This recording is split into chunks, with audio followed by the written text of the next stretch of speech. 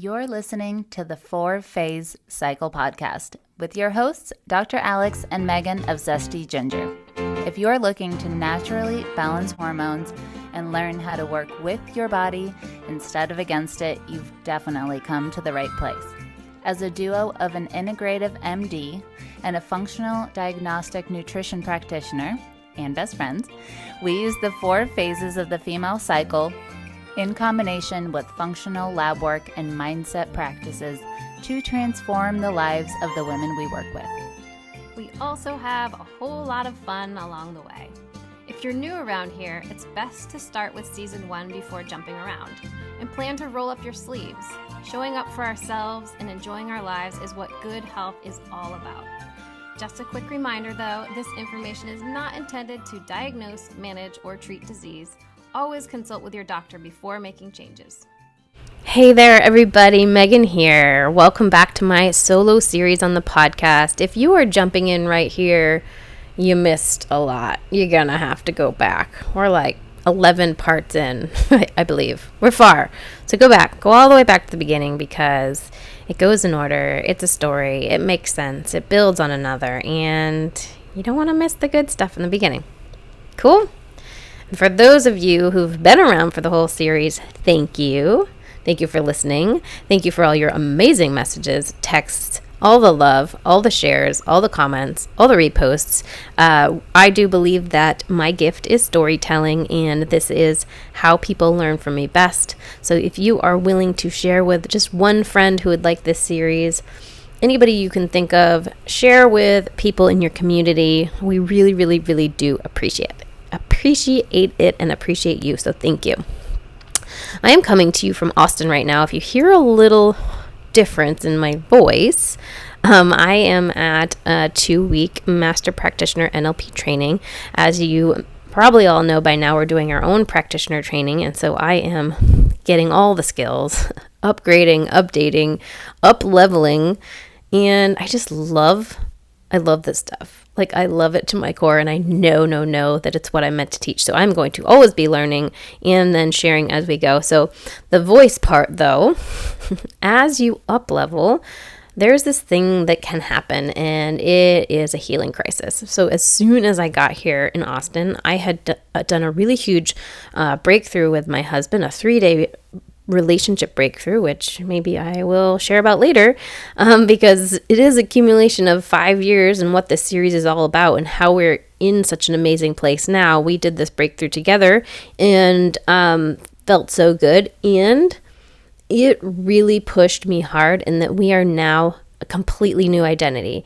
There's none of these old little stories and strategies and fears to go back on. There's nothing to hide behind, which is amazing and vulnerable and scary. So my body went into a little healing crisis as soon as I arrived to a nice safe space, a space of training where I'm going to be here for 2 weeks. You know, I don't have my children with me. I don't have the same responsibilities as home.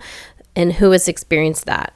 As soon as you get away from everything, unfortunately, sometimes as soon as you take that vacation or that weekend and then the symptomology comes, well, that is what happened for me in the middle of a really big up level. So I am accepting it and working right through it and happy that I'm here in a place where I have all the tools to deal with it. Let's get into today's topic specifically. I am going to share about my experience with plant medicine, magical mushrooms to be specific. And I want to share this with you for a couple reasons. One is that I've gotten a ton of amazing learnings and nuggets out of my journeys. And if you never touch any of this ever, which is totally cool, and I'll lead into that in part 2 of reason, I think that you can learn from what I've learned, because the learnings were felt in my body level to a point that now when I share it with you, when someone has actually embodied something and they speak it, it's a different energy, it's a different frequency, and you will take it in differently. So I believe just even listening to this story, you may have an amazing aha that you go, oh, I've heard this before, but I felt it in a different way when you said it, Megan. please reach out to me if you experience that. I've experienced this over and over when people tell their story after they've really embodied it. So that's one of the reasons. The second reason is that I actually think it's important to note that choosing to partake and work with a guide in the plant medicine space is actually a very, very, very, very, how many more varies, serious choice to make. And in my belief, can go very wrong without proper supervision. So there's been lots of podcasts I've listened to who have shared their stories about different journeys, and it's been so exciting and fun and cool and like, ooh, I want to do that. And I also believe in sharing the parts that are not so fun and exciting, and also sharing the reality of the kind of supervision and support around this, because this is not something to be messed with. This is, of course, also, I think it can be romanticized as like a quick fix, an easy way out of like, oh, I'll just work through all my trauma in one night kind of thing. And that doesn't exist as far as I know. And not to mention, it's not even legal in certain countries. So I had to go far, far away even to do this. So beyond basics of wanting you to know that we're not suggesting you go out and do this, this is just for educational purposes. Please don't do anything illegal. Please check with where you live. Please check with your doctor, all the things, right? And even if it is legal where you are, depending on when you're listening to this, because there's been a lot of change and there's been a lot of research and there's been a lot of happening, right? There's been a lot of clinical research on different psychedelics. So even if it is, I want to also warn you that I've seen people do different things, take different things, even in a doctor or a clinical setting, and not have the follow-up. So do you have proper supervision? And I don't just mean during it. I actually mean before, leading into. What are you even wanting from this? What is the intention? During, of course, and then after, right? Do you have a plan? Do you have a coach for after? I've ended up helping and working through with one too many people who have gone to do this somewhere and not had a plan after the fact, and really didn't have what you'd call, they call it integration coaching, right? Because we want to be considering, like, is everything safe for you, not just physically, your physical body, your emotional body, your spiritual body. So do your research, know your medical family history, know the contraindications.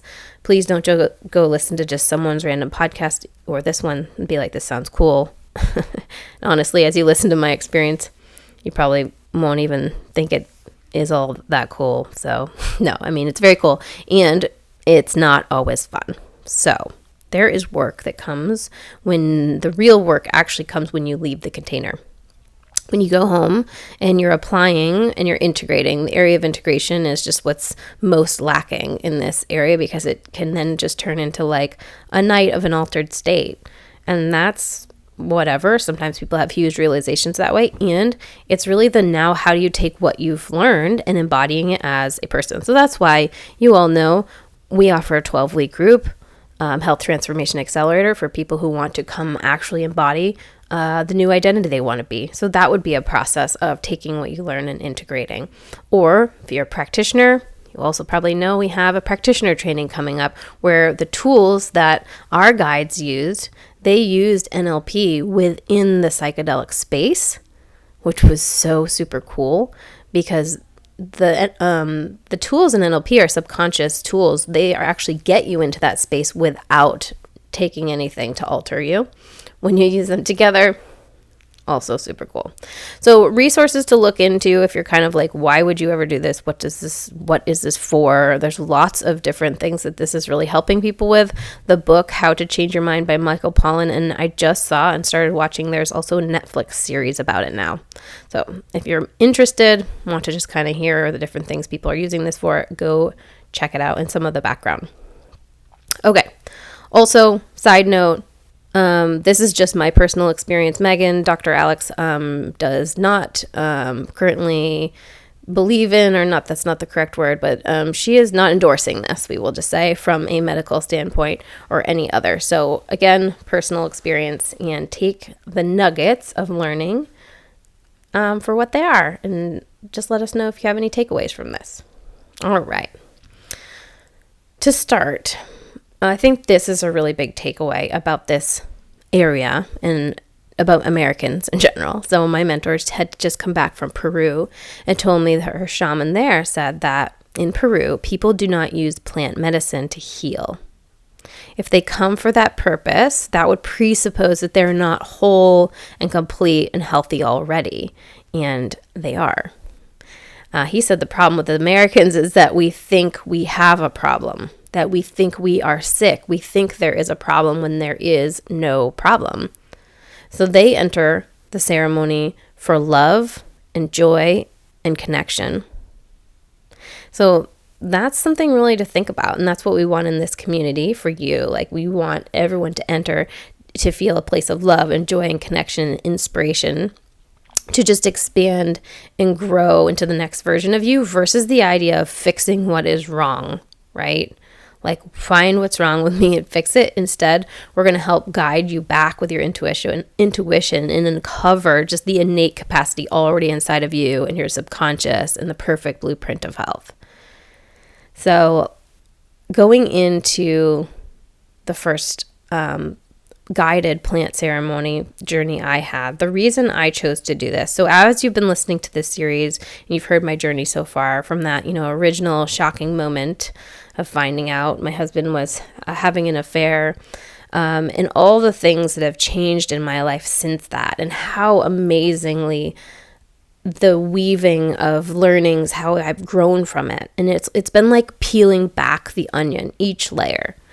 And I felt like there were some things that even I was hiding from myself. I don't know if anyone can resonate with that. It's like, logically, there's certain patterns in my life that just still didn't seem to make sense as to why I kept pulling them into my life. Because I believe when something's in our life, it is for a reason. And it is a mirror, and there is something inside of us that's really needing to see that. So seeing how cool it was, to be in an alternate reality with Dr. Joe through strictly breath work and meditation, I was ready to try in a different way. I was like, let's do this. Let's just clear out anything left. And luckily for me, my first guided journey in the psychedelic space in a land far, far away was, now I can say it was amazing. At the time, maybe not so much.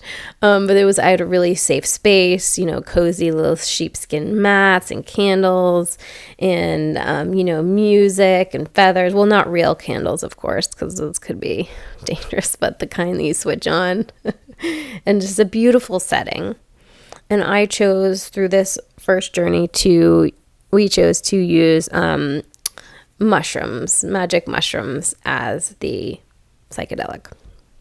And so, interestingly enough, having just been to Dr. Joe not too many months before really set me up for success, because during that event, we were practicing being nothing during the meditations. You're expanding your awareness out so far that you, like the human, the body, really became nothing, and you felt like you were just the wave and like the vibration and the frequency. And if I ever got to that place during the meditation, I was like, oh, I got it, right? Like you could feel it. And so I had been practicing that, and I got up after Dr. Joe at 4 a.m. every day for months and kept doing those meditations. So like I was in it. And using this allowed me, when we did take the mushrooms and then we closed our eyes and we had the eye shades on and we're listening to beautiful meditation, I was doing my Dr. Joe thing. I was imagining me just like turning into nothing and just becoming a vibration. And so when it happened pretty quickly, like I all of a sudden was just gone. Like I dropped into and through the floor, and my body no longer existed, and my world just turned into like shapes, colors, vibration. All I could think of, like, oh, Dr. Joe, like I knocked on the door, a door to another dimension, and I actually went through it. Like, this is so cool. And I also know that if I had not just been actively practicing that, I believe this sensation would have been a little bit alarming and or scary, because all of a sudden, like, my body was just gone. And it came back. That was just the initial kind of drop-in space. And as my body came back and, you know, I sat up and we're having more conversations and just kind of watching the things that came up, so that it just becomes a matter of really just seeing what your subconscious wants to bring to the surface and seeing what you're there to look at and to see and to be with and to deal with. And so then as we're hanging out, coming into this journey, you know, my mentor had always told me, and I always believed, like, our thoughts create our reality, right? And they do. And in this space, though, the feedback is so immediate, like, that you have to believe it. So, for example, if you just, like, think of a 3-headed dragon, it's like, bam, there it is. It's just right in front of you, looking back at you. And then if you shift your thoughts and all of a sudden you're, like, riding a unicorn over a rainbow, it's like, pooh, it's there too. And so I was able to watch, like, in real time as my thoughts turned into things instantaneously. And I realized I was seeing a lot of things I didn't want to see. Yeah, you know, when you're in the middle of something and it doesn't always seem that fun, and maybe you're even questioning, like, why did I pay for this? Yeah, that's where I was. Luckily, those amazing guides that I told you about, they're totally ahead of the game. They've integrated NLP into the process. So anytime I would have a feeling or an emotion pop up, or an experience, we would go ahead, we would get a learning from it. We would use a quantum time technique, or this is some of the things we teach, and or we would see the image that you were creating inside your head and see that it's linked to a feeling. You could shrink the image down and throw it far away and float up and get the learnings, right? Like, we used all these processes in the moment, which were coming really fast, right, in this state. And I was getting tons and tons of learnings.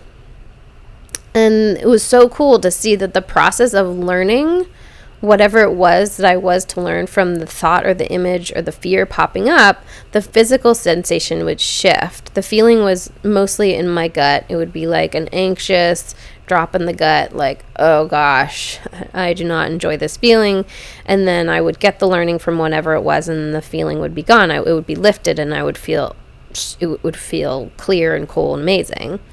And this was just so cool to realize that I had this power, right? I had this power to, like, oh, like a physical sensation. You get the learning from the thing, from the body, and it's gone. And yet, at the same time, as I noticed, I was clearing, you know, one thing after another. It was like there was another wave and another emotion, and sometimes the same emotion, and sometimes a different one, and a deeper layer and another layer, and there was always more. And it just kept coming, and over the hours and hours of feeling, like, that feeling just kept coming back in my gut, the feeling that I didn't want, and the fears and the thoughts just kept popping up over and over and over. And again, I'm thinking, like, why did I do this to myself? What am I here to do? Like, I chose this. And they just kept coming back and back and back. And after a while, I started to ask questions. I was, like, really getting super whiny, and I was, like, saying to my guides, I'm like, why do I still feel like this? It's probably exactly how I sounded. And my guide looked at me and said, all right, Megan, I have let you suffer long enough in this loop. And now she said, I just want to make sure you realize, she said, you do realize that this is a choice, right? This is a choice. Like, such simple words, irritating when you're experiencing something you don't want to, right? And I'm like, if this is a choice, why the hell would I choose this? Right? Why would I choose this pain over and over and over again? Although if this is a choice, then I could choose something else. I'm like, this is a choice? So then I'm starting to think, okay, if this really is a choice, then I have been choosing to feel miserable. And why would I do that? Why would I choose to feel miserable? And as I said those words out loud to my guide, she looked at me and she just said, well, you know, ask your unconscious mind, why would you? Do you believe you deserve to feel good? dang. It's like, just keeps coming back to the deserving and the worthiness and the forgiveness of yourself, right? So like, here we go again. If you listen to my earlier part of the series, I had the same learning in a different setting. Unconsciously, of course, I believe I deserve to feel good. And yet when asked at like the deep subconscious level, I realized I didn't. There were beliefs that I had to grow to suffer. And not only that, but I'd get attention from having problems. And this has been confirmed, right? We have a belief around something, it happens once, and then you confirm it over and over, and then it becomes a really stronger belief, and then you believe it will be true, and then it's even more true, and you create more of this true, right? As soon as life hands you something crazy, everyone's there to help, and that is amazing. I'm glad I have people there to help, and also, I want to believe that I get love and attention without problems. I think the most clear place for me to understand this is watching with my own children when they're sick. So I don't really know how you get around forming this belief, just because as a mom with a lot of things to do, right? I give my kids as much attention as I can, and I care for them, I love them, and I am not going to be 100% attentive all the time. I also have other things I do. And when they're sick, I notice how I am willing, and I do drop everything else. And I'm like, what do you need? Yes, I will make you that. Yes, I will do this. Yes, I will rub your back, right? I am all in and I'm all there. And I believe that is the best and most amazing thing they need when they don't feel well. So I'm all about it. And I'm like, how do you not tie the link between you are sick and now you get this extra attention? So we've made a conscious effort in my life with my kids to have lots of attention and effort in time, like specific time, to put focus on them that is not revolved around sickness, is not revolved around anything. It's just because they are there and they're my children. And also giving myself the grace to know I will not be able to keep up. I will not do this all the time. I also am going to be doing things for myself. I also am going to have times where I'm like, yeah, you got to get it yourself, right? I'm setting boundaries. So it's just an interesting balance in what we learn early on as a kid. And I know this has been really common for a lot of people who listen to the podcast and who work with us that have health concerns. They don't realize that there's some attachment there, that if I do have a problem, I will get love. I get more help from my husband when I was dealing with mold stuff. And not consciously, we are not wanting this consciously, but subconsciously, there's a little bit of a belief there. So this was coming up for me during the journey, that I needed to suffer and then I'd get the attention, and I was getting the attention. So as we dug deeper and I learned that there was a belief that, I didn't deserve to feel good, this all led to the forgiveness work. Whew, this was tough. Okay, so in order to believe that I was fully able to deserve and feel good, I had to forgive myself for all the things that I was holding against myself. So in that space and in that journey, my guide asked me to look in the mirror and forgive myself. And man, was that hard. Wow, are we so hard on ourselves? I just burst out crying. And it's not that mirror work is definite anywhere is new for me. It's not that I'd never done it before. But in this moment, I really saw myself in a different way. And I was open to doing it from the heart. They weren't just words. I could see and feel deep down, I could see the patterns. I could see everything. I could see the protections. And I did realize I could totally choose something else. And I did choose something else. So I chose to look at myself in the mirror, forgive myself for continuing to make a choice that didn't feel good. I chose to see that I was worthy of feeling good just because. I didn't have to earn it. I didn't have to prove it. That I deserved to feel good. We all do. And in that moment, this whole veil lifted. That pattern of torturing myself, suffering, having my stomach hurt, needing to throw up, having thoughts and memories and negativities come in over and over and over, which had been going on for hour after hour after hour. In that moment, it all lifted. And there were just so many lessons that night. And this really was the biggest, the fact that this is a choice. And now when I'm in a certain place, I have friends and family and my husband, when they see me going down a path of complaining or not taking responsibility, they can lovingly say, hey, Megan, you remember this is a choice, right? You know what? Sometimes I still choose to stay in the space of struggle for a bit. And I say that's cool because I know it's a choice and I'm not always ready to move on from that spot. And that's okay too. And maybe you're not either. Maybe you need to feel it more. Maybe that's just my path today. And then when I decide it's time to move on, I also know that is a choice. So it was quite the journey, quite the journey of learnings for me and my husband, and something that I can just really now feel in my body, knowing that everything is a choice and everything is basically mirroring back to me exactly what I need to learn in the moment if I can trust the container, which sometimes I can, sometimes I can't. Because here I am in a container right now and all this stuff has been coming up, all these emotions, all this stuff I'm processing, and my body physically is like, okay, we need to up level. We need to go to a new identity, and it will need to remove some old neural networks, some old pathways in order to make that happen. And in that process of making that happen, you may feel some physical sensations. You may have a little pushback on the body. There may be a little detox. There may be a little healing crisis. I had a fever while I was here. And I know it is all integrating into the total new identity that I have been working to form over the last 5 years.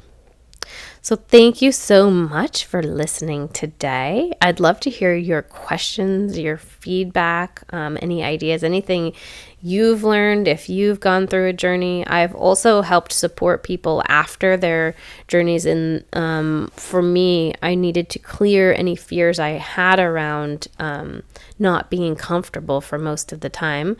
And I do feel that sometimes when people don't have proper support, they kind of stay stuck in a loop and they're scared. So if this is you and you've done this and you don't have support, I highly suggest working with someone who does somatic work, who's moving stuff in the body, who's doing subconscious reprogramming, so you can really learn from the experience and not have it actually add, in a way that it was adding to a negative experience. All these things work together and help us decide, who am I going to be next? Where am I going now? And how am I going to do this? So thank you so much for being here, and I will see you in the next episode. Thanks for coming out to hang with us on the podcast. It is our goal to transform the way women are treated in healthcare. And we need your help. We need your help to get the word out. We have a lofty goal of 1 million downloads. And we know that as this podcast grows, we're going to be able to reach more women, get more amazing speakers for you, and bring the most cutting-edge information. If you found these podclasses helpful, please take a moment to text 5 women you know the link to the series. We appreciate your help so much. Can't wait to see you next time.